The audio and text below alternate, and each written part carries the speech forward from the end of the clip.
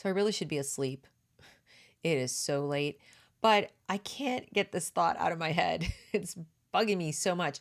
I've gotten 2 notes in my DMs on Twitter about a topic I don't think anyone's talking about, or at least not talking about enough that it's bubbled up to my ears, and I've had them to the ground listening for all kinds of stuff about education lately. So I am really surprised, not that they've mentioned it, that it hasn't been discussed more, and that is discipline. Discipline in schools. And I bring it up because we have spent the better part of a year now talking about things like masks and vaccines and learning loss and virtual learning versus hybrid learning versus, in the classroom learning. We've talked about all the things to do with critical pedagogy, and we've been told time and again that it's necessary. Of course, they denied using it. They've denied using critical race theory or anything like it in the classroom, but we all know that's not true. So let's just call it critical pedagogy, okay?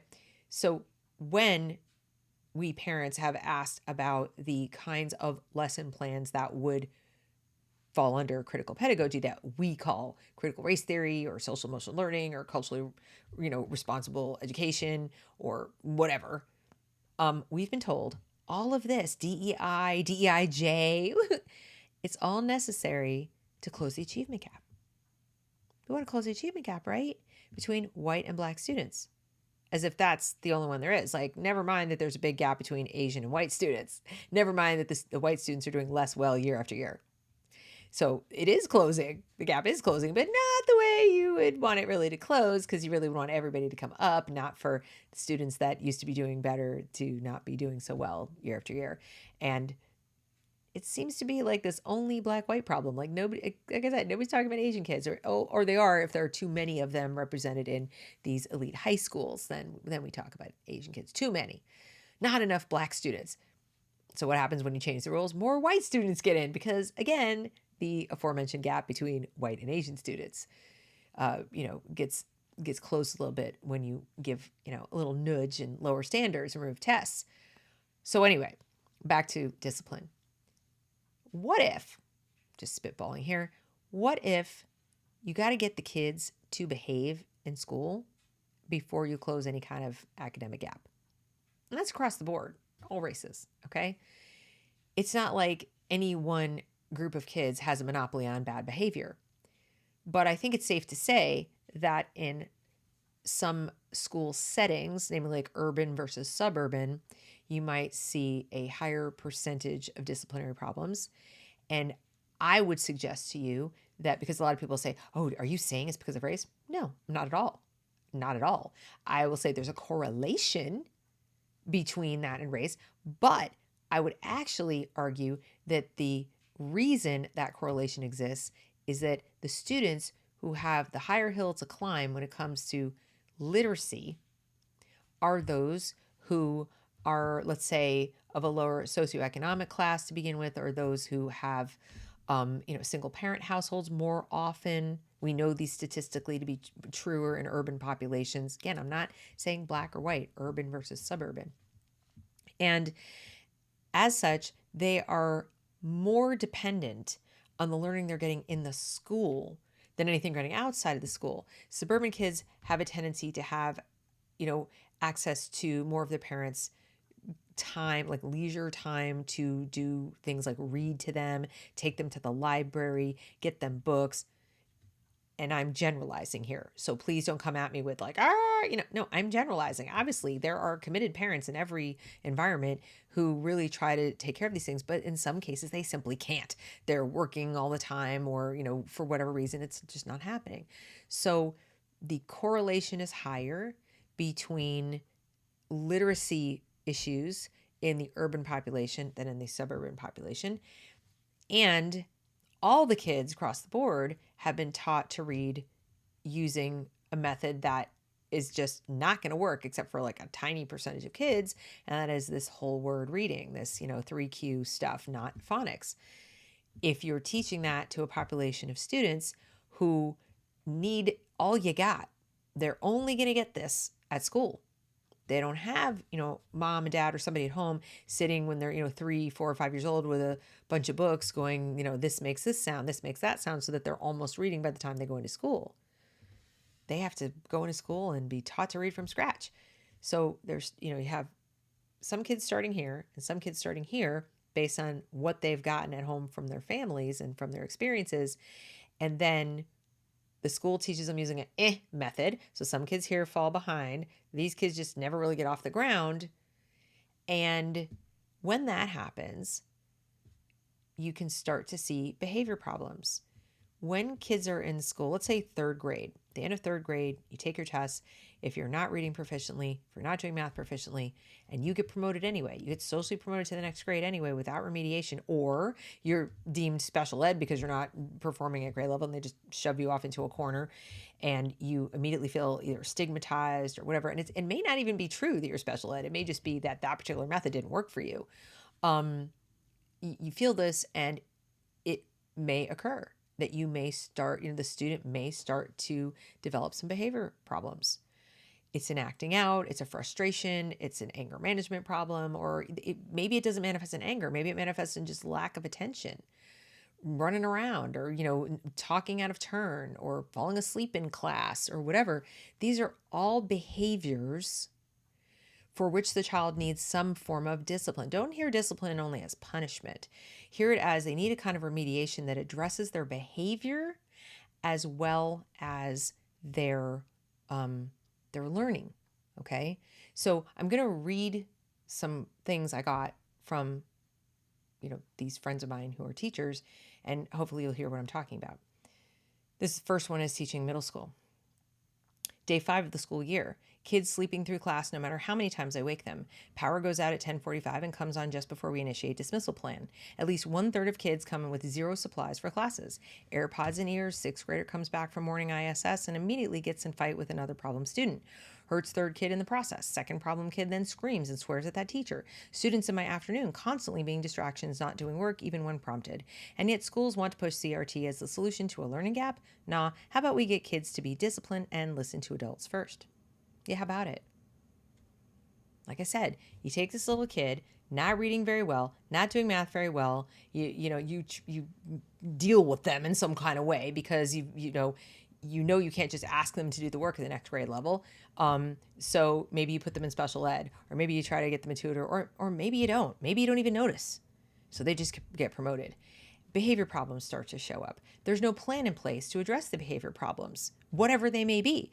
If it's acting out or acting in, not showing up to school, not paying attention, leaving to go to the bathroom, not coming back. These are all behavior problems, okay?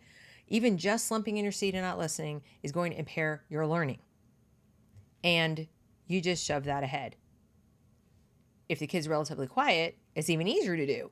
You just keep on going, keep on going. Now, what happens when you get to 6th grade with the same kid? What happens? You get this. You get what I just read. A lot of people want to blame the parents. They want to say like, oh, it's parents, what's going on in the home? Well, there may be a component of that. Let's say it's half. Let's be generous and say it's 50% the home and 50% the school. Okay? Because it's not going to be all the home. I'm just going to cut to the chase and tell you that. These kids spend 8 hours a day at the school. It's not all the home. And the parents could be the best parents in the world. And if their child is struggling with learning because they have not been taught something properly and there's not the appropriate remediation for both the behavior and the learning loss or the learning need, they could develop behavior problems that parents can't do anything about. They're going to get that kid home and the kid might be acting out at home too. The parent might be getting the brunt of it. In fact, the kid might be better behaved at school than at home because at home they feel safer and they would just explode. You don't know. So don't blame it only on the parents. That's a very big cop out that a lot of people, go to. Both parents and teachers lean on that. Oh, it's the parents. Oh, it's the home life. Don't be so sure. It's a combination. So I'm going to be generous and say it's 50-50. Okay. It's going to be different for every kid, but let's go with that. The 50% the school would be responsible for is just not getting done. It's not getting done, you guys. They're not talking about it. And if you think that you're going to take some new social science fad and throw it in on top of all this and say, oh, this will fix it, or this is the reason for it. It's too much whiteness in the curriculum. That's why they're misbehaving, because they're reacting to the racism in the curriculum. I'm sorry, what? Like, that doesn't even compute. It doesn't even, how do you get a kid who comes out of third grade? You're seriously going to tell us that the third grader who's already showing signs of a behavior problem and is not reading or doing math at grade level is in that position right now, which is going to set them up for all the gap to come. They're in that position because of whiteness. They're in that position because a white teacher was too white. They're in that position because books were too white. They're in that position because math is too white. Does that make any sense to anybody? I mean, just sit with that for a second. What if they're in that position because schools and teachers are too damn stubborn to say, you know what, this method we've been using to teach reading just doesn't work. We've been using it for 30 years and things are only getting worse. I think it's time to switch, maybe back to what was working before, which is phonics. Let's do that because that works for most kids. And maybe it's because the schools are refusing to address special needs appropriately, denying kids services even when they've tested that they need them, just shoving them in a corner and then whatever, magically expecting them not to develop behavior problems. Maybe the amount of social justice teaching they've already got is giving them an out to try to do better, even if the right teacher comes along with the right remediation. But they've been told by their social studies teacher or some other teacher that they're a victim because of the color of their skin or whatever, and the critical pedagogy has set in, and now they're thinking, well, this is why I'm the way I am, because of you, because of them, because of all this other stuff outside of me. Where's your motivation to look inside of yourself to try to, figure out how to get through it? Because it's going to take input from the student. The students are not passive little lumps of clay. While they may not be to blame for what's going on, they are active participants in their improvement. They have to be. The greatest teacher on planet Earth is not going to lift that kid up out of wherever he or she is at, coming out of third grade, if they're struggling with reading, struggling with math, and feeling really lousy about it to the point where they now have behavior problems that are inconsistent with successful learning and achievement. And as I said, the parent's not going to be able to do anything about it. No way. There's just no way. They don't have them around enough. They're in the school 8 hours a day. Now, if they pull the kid out of the school and de-school them and, get the proper remediation, I mean, they probably could. But if they keep sending them into the school, it's like sending them right back into the same problem that created the problem they've got. I'm going to read the second one. The second note I got from another teacher. I couldn't teach my Title I 4th and 5th graders if I tried. There was no behavior management plan effective enough. You can't force kids who've acquired learned helplessness at the age of 7 and been addicted to screens ever since. Now, this is where parents do play a role. If you hand your 2-year-old a smartphone or a tablet every time you go any place because you want them to be quiet, or even within your home because you want them to be quiet, or they look bored, so you hand them the electronics, not only will they likely get addicted to the immediate gratification of all the moving things and the lights and the colors and the sounds, but it actually does change their brains. And it wires them, it hardwires them for immediate gratification. Now go into school where you don't get immediate gratification. And now add the teaching of reading in a way that just doesn't make any sense for all but, like this tiny percentage of kids who can memorize lots and lots of words. Now you've got a kid who has almost a technology-induced kind of ADD, being taught something in the hardest possible way. It's basically taking the English language and alphabet and turning it into Chinese. What I mean by that is teaching a kid to recognize words as shapes, recognize letters as shapes, not as abstracts that correlate with sounds. So instead of memorizing 26 letters and the various sounds that go with them, it's more than 26 sounds, but 26 letters and the sounds they make, so that you can learn as many words as you possibly can through the sound combinations.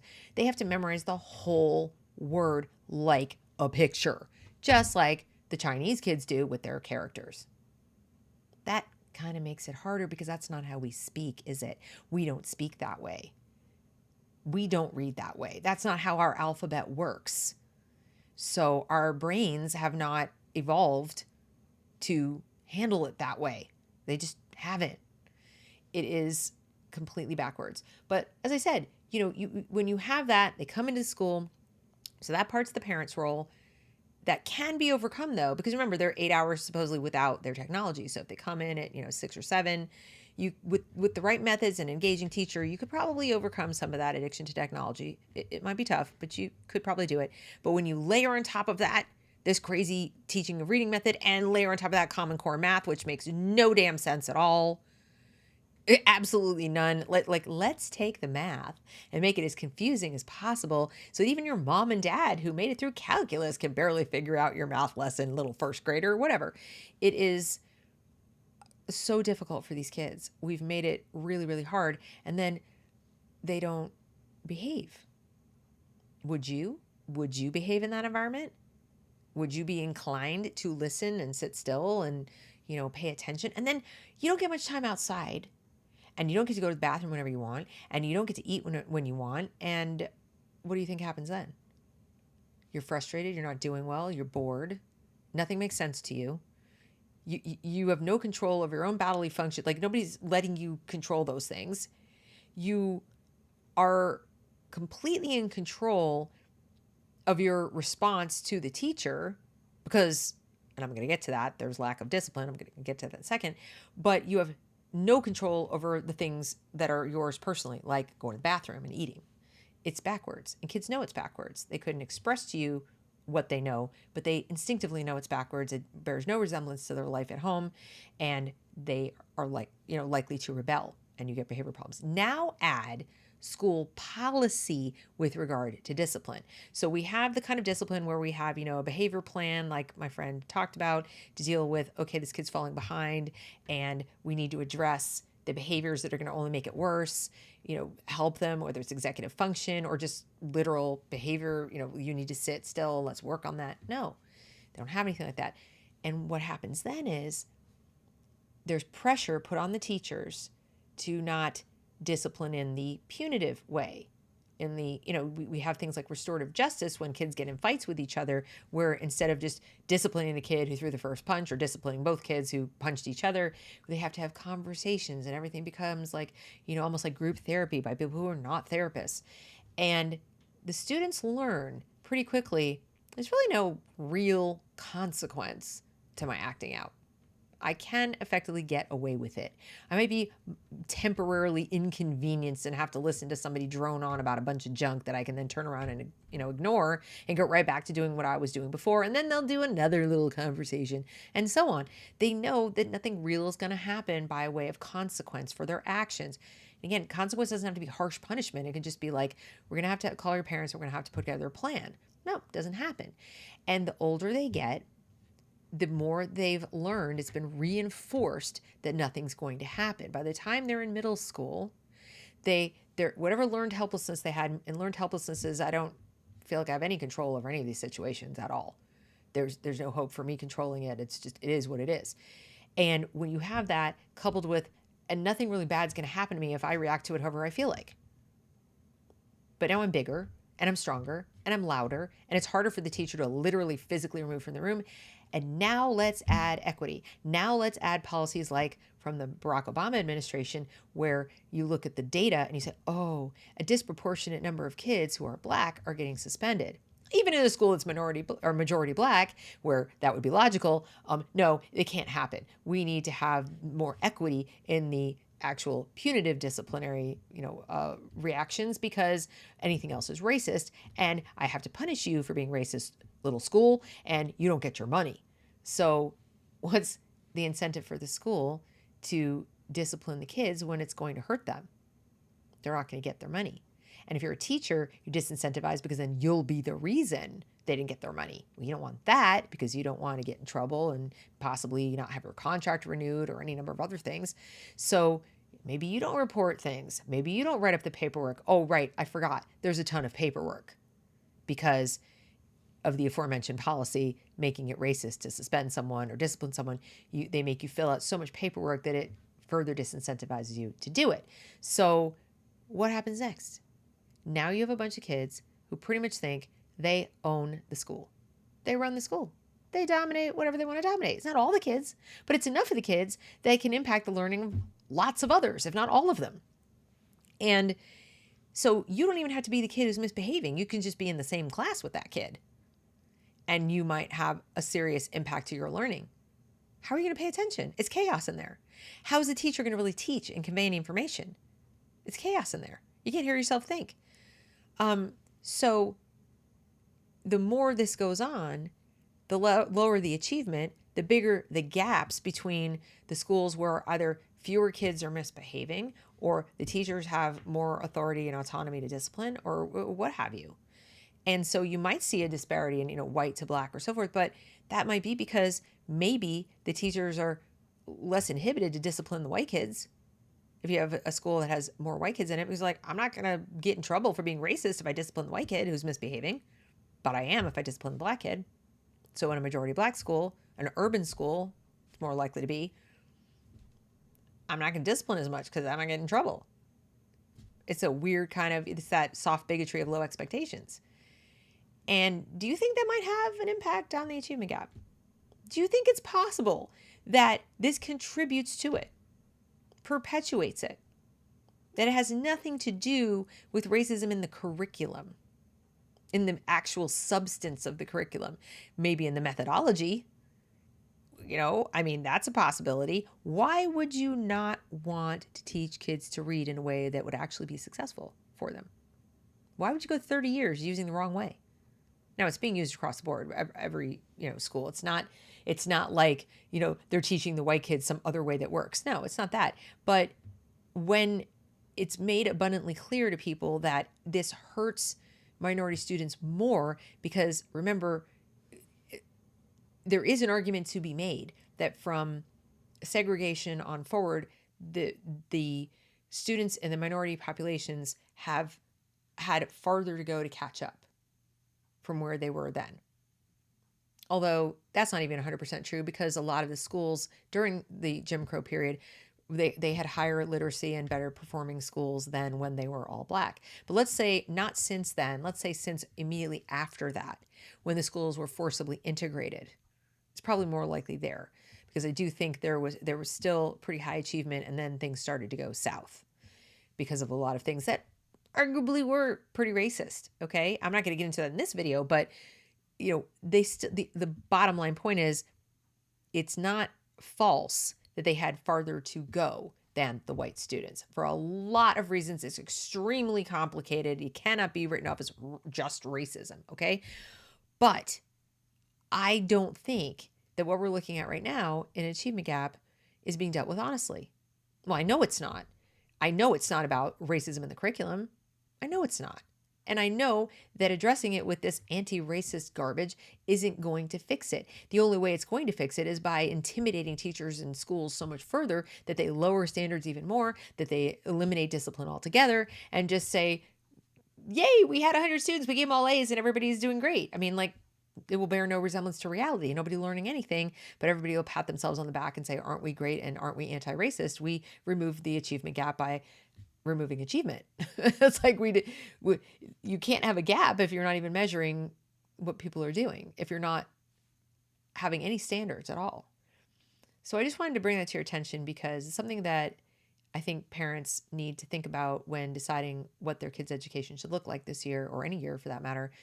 What kind of discipline do you want in the schools your kids go to? And do you want schools that will change the entire curriculum based on the premise that an achievement gap is caused by racism in the curriculum, and they're not even going to talk about discipline in the classroom? They're not even going to talk about how they don't suspend kids anymore because of perceptions of racism. Does that even make sense to you? And now that we have a year of learning loss from all this virtual learning and COVID stuff, what's the plan, the behavior plan for the kids coming back into the school after being out of the school for a year, where they probably were lightly supervised, maybe never even turned on their camera, barely came to class. Teachers were, told, don't fail them, don't hurt them, don't grade them, don't do this, don't that. And what message did they get then? I don't even have to show up in my own house in front of the computer, and it's going to be okay. And now teachers telling me that I'm a victim of, racism anyway, and there's no real hope for me in the future anyway. So, I mean, why should I pay any attention to any of this? What do you think is going to happen now? You think it's going to get better? Or do you think it's going to get markedly worse in a big fat hurry? Because that's what I think. So, like I said, I just wanted to mention this. We can talk about it more in other videos. Maybe I'll do a live stream at some point to just riff on this and have you guys chime in. But tell me in the comments what you think about this, because I really think my friends have a point. We're spending all this time on, critical pedagogy, whatever. And I say we, I mean people concerned about education. People are talking about it and so forth. But why is nobody holding the schools accountable for discipline? Not just this year, but any year. There's not. They've been let off the hook completely, as if it can be Lord of the Flies in there, and that won't be a factor. That's not the reason for the learning loss. That's not the reason for the achievement gap. No, no, no, no. It's the whiteness in the curriculum. Okie dokie. Anyway, if you find this content thought-provoking, informative, or helpful in some way, I hope you will consider subscribing to the channel, like the video, and comment on the video down below. And there are numerous ways you can support this channel. I would appreciate it if you would consider them. The way that benefits you the most, I think, is to either become a member of this channel, a supporting member of this channel, or to become a supporting member of my locals community. And that is at thereasonwelearn.locals.com. I have 2 Zoom calls a week. We talk about education issues, homeschooling your kids, things like that. And you can have more direct face-to-face contact with me to ask me questions. So that, I think, is a great way to support my work, and you get a lot of bang for your buck. But any way that you would see fit to help me continue doing this work would be greatly appreciated. Thanks for watching. Have a great evening.